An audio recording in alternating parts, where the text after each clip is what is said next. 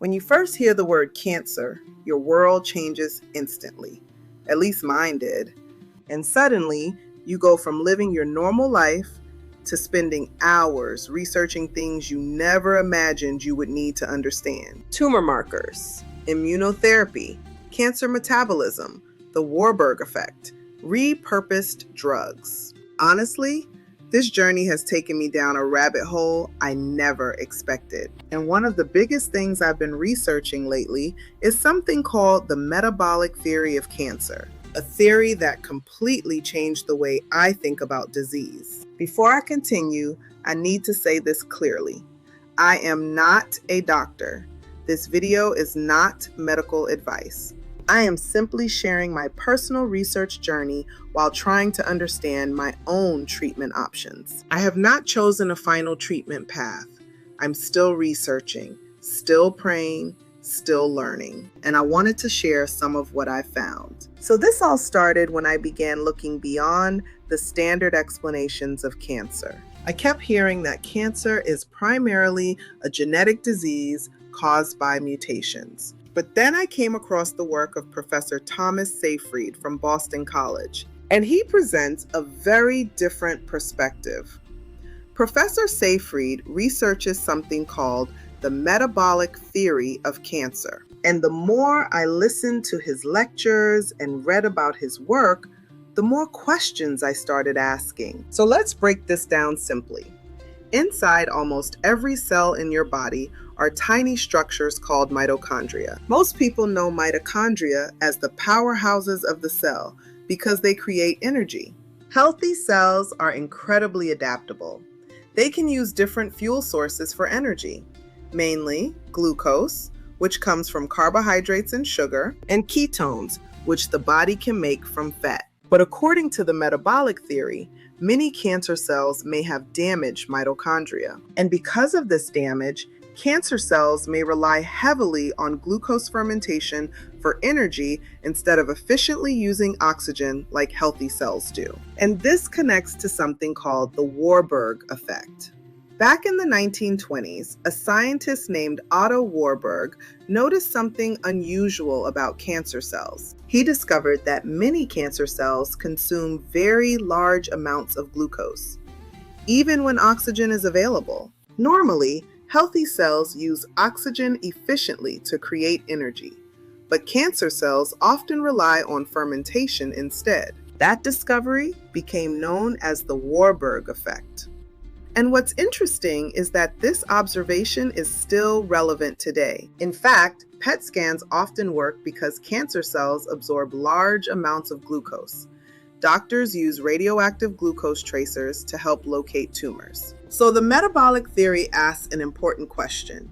What if cancer is not only genetic? What if cancer is also deeply connected to metabolic dysfunction and damaged cellular energy systems? But some metabolic researchers believe genetic mutations may actually happen downstream of metabolic damage, meaning the mitochondrial dysfunction could happen first, and then genetic instability follows afterward. When I first heard this, it completely shifted the way I viewed cancer research. And naturally, if cancer cells rely heavily on glucose, researchers began asking whether changing the body's fuel sources could potentially affect cancer growth. And this is where ketogenic diets and fasting come into the discussion.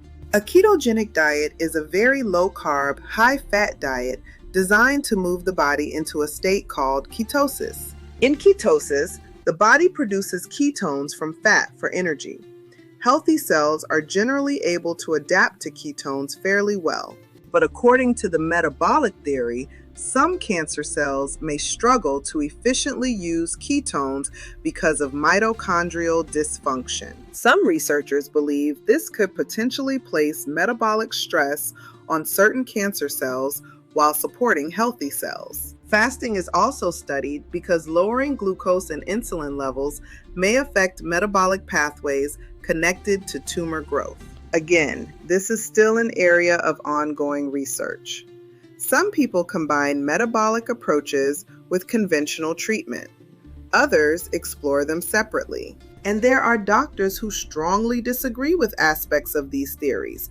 That's why I think it's important for people to research carefully and speak with qualified medical professionals. And then I discovered another entire world I didn't even know existed: repurposed drugs. These are medications originally created for other diseases that researchers are now studying for possible anti-cancer effects. One of the most discussed drugs is metformin.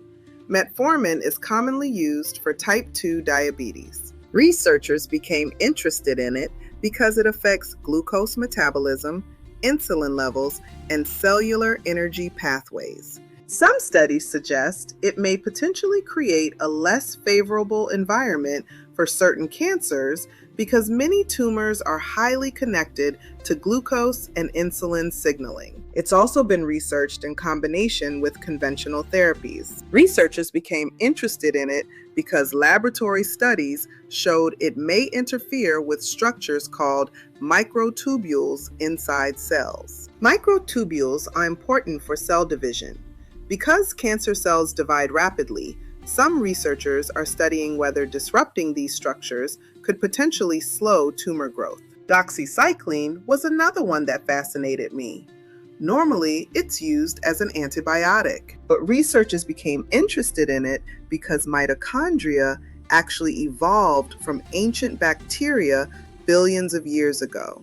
Because of that relationship, certain antibiotics may affect mitochondrial function. Some researchers believe doxycycline may potentially target cancer stem cells or interfere with energy production in some cancer cells. And since the metabolic theory focuses heavily on mitochondria, that's why doxycycline keeps appearing in these conversations. And another drug I kept seeing mentioned was atorvastatin.